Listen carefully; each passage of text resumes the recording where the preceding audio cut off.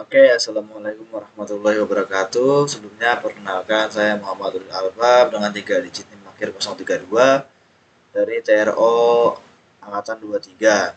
Di sini saya akan memenuhi tugas untuk praktikum sistem kendali elektrik, di mana saya akan menjelaskan apa itu MATLAB.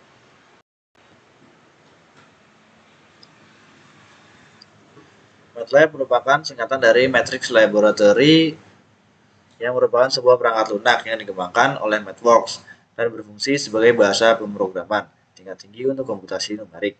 MATLAB sendiri memiliki kemampuan utama dalam mengolah data, melakukan perhitungan matematis yang kompleks, analisis numerik, visualisasi data, hingga pemodelan matematis.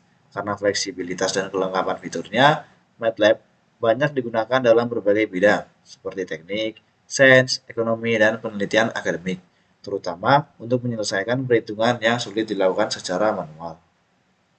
Selanjutnya dalam MATLAB itu ada sebuah fitur yang bernama Simulink, di mana Simulink sering kita gunakan untuk membuat desain-desain sederhana hingga desain yang memiliki kesulitan yang tinggi. Di mana Simulink merupakan fitur yang ada pada MATLAB yang menyediakan lingkungan pemrograman berbasis grafis dengan konsep blok diagram. Simulink sendiri memudahkan pengguna dalam merancang dan membangun model sistem dinamis secara visual tanpa harus menulis banyak kode.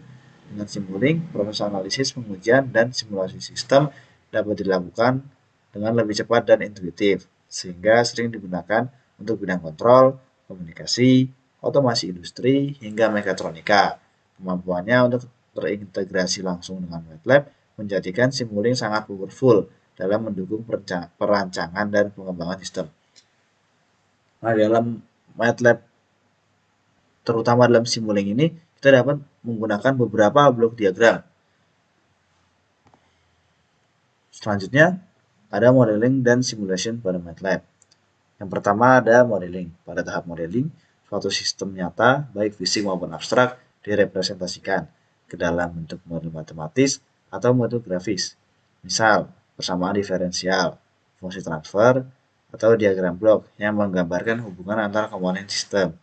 Dengan MATLAB, pemodelan ini dapat dibuat melalui persamaan dan skrip, sedangkan dengan Simulink, model dapat divisualisasikan dalam bentuk blok-blok yang saling terhubung satu sama lain.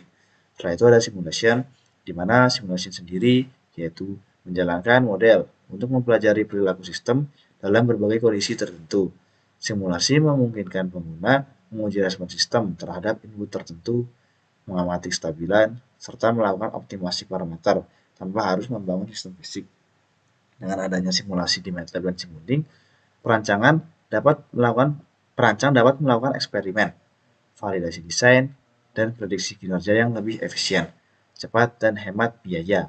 Oleh karena itu, konsep modeling dan simulasi di MATLAB sangat penting dalam riset, pendidikan, maupun aplikasi industri karena dapat membantu proses pengembangan sistem dari tahap desain hingga implementasi nyata.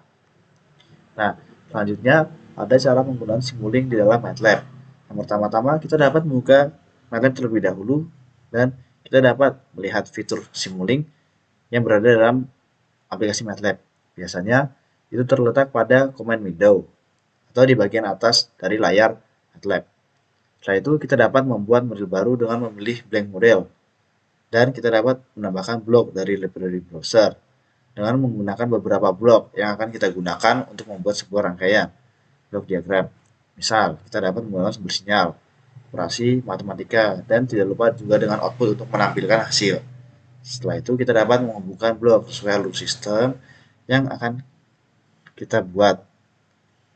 Dan kita dapat mengatur parameter setiap blok dengan klik ganda untuk mengubah atau mengganti nominal angka pada parameter yang akan kita gunakan. Untuk langkah terakhir, kita dapat merun atau menjalankan simulasi dan amati hasil scope atau output. Output bisa berupa scope dan display. Nah, selanjutnya ada komponen atau library block. Di sini terdapat beberapa komponen. Yang pertama merupakan source block, di mana ini digunakan sebagai sumber sinyal atau input bagi sistem, seperti step, sine wave. constant, dan random number. Setelah itu ada symblock. Symblock sendiri berfungsi sebagai penampil atau penyimpan output, seperti scope, display, dan to workspace serta file output untuk menampilkan hasil. Lalu ada math library yang merupakan kumpulan operasi matematika seperti sum, product, gain, trigonometry, integrator, differentiator, dan lain-lain.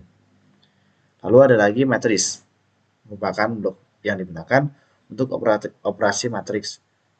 Misalnya, kita dapat menggunakan concatenate, reset, matrix multiply. Selanjutnya ada user defined function, di mana user defined function ini memungkinkan pengguna membuat fungsi sendiri dengan MATLAB function block atau S function untuk kebutuhan khusus. Selanjutnya ada lookup tables, di mana lookup tables ini merupakan blok yang memberikan output berdasarkan tabel data tertentu. Sering digunakan untuk pemetaan nonlinear atau data eksperimen. Nah, untuk selanjutnya ada max, demax, dan bus, di mana ini memiliki fungsi yang berbeda. Yang pertama, max berfungsi untuk menggabungkan beberapa sinyal menjadi satu vektor. Untuk demax, memisahkan vektor sinyal menjadi beberapa sinyal individual. Untuk bus sendiri, menggabungkan sinyal dengan tipe data berbeda ke dalam satu saluran bus. Nah, selanjutnya ada selector dan switch. Selector dan switch ini juga berbeda, di mana selector memilih elemen tertentu dari vektor atau matriks. Untuk switch, memilih salah satu dari beberapa input berdasarkan kondisi tertentu. Setelah itu ada logic operations, di mana logic operations ini merupakan blok operasi logika, seperti logika AND, OR, NOT, SOR, yang digunakan dalam perancangan sistem digital atau kontrol logika yang umum digunakan. Lalu ada subsystem. Subsystem ini merupakan fitur yang digunakan untuk menemukan beberapa blok menjadi satu blok tunggal agar model lebih rapi, modular, dan mudah dikelola. Yang terakhir ada using mfiles. Using mfiles biasanya menggunakan script MATLAB berupa file.mfile untuk mendefinisikan parameter, variabel, atau fungsi yang kemudian dipanggil di dalam model simulink. Nah, untuk dasar teori sistem dinamis sendiri terdapat dua jenis, yaitu Laplace transformation dan transfer function, di mana transformasi Laplace adalah metode matematis yang mengubah fungsi dari domain waktu atau time domain menjadi domain frekuensi kompleks atau S-domains. Di mana dengan transformasi ini, persamaan diferensial yang menggambarkan dinamika sistem dapat diubah menjadi persamaan aljabar yang lebih sederhana lagi, di mana hal ini sangat membantu dalam analisis sistem dinamis, terutama untuk menentukan stabilitas, respons sistem, serta perancangan kontrol. Untuk yang kedua ada transfer function, di mana transfer function ini merupakan representasi matematis yang menunjukkan hubungan antara input dan output sistem dalam domain Laplace.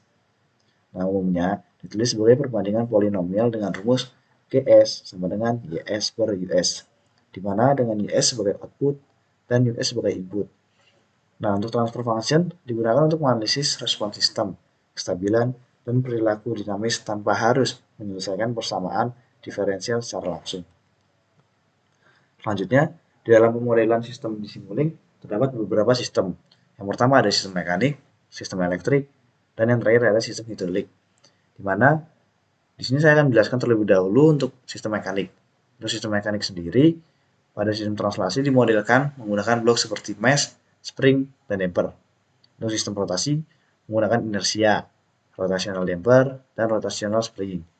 Nah, untuk inputnya sendiri pada sistem mekanik biasanya berupa gaya atau torsi, sedangkan output berupa kecepatan atau perpindahan. Selanjutnya ada sistem elektrik. Pada sistem elektrik ini biasanya pemodelan menggunakan komponen resistor atau R, induktor atau L, dan kapasitor dengan lambang C, serta sumber tegangan atau arus. Nah, untuk persamaan rangkaian listrik diterjemahkan ke blok Simulink, misalnya dengan transfer function, integrator, atau blok dari Simscape Electrical. Untuk sistem yang terakhir ada sistem hidrolik, di mana sistem ini menggunakan blok dari Simscape Fluids seperti hydraulic chamber, pipe valve, dan pump.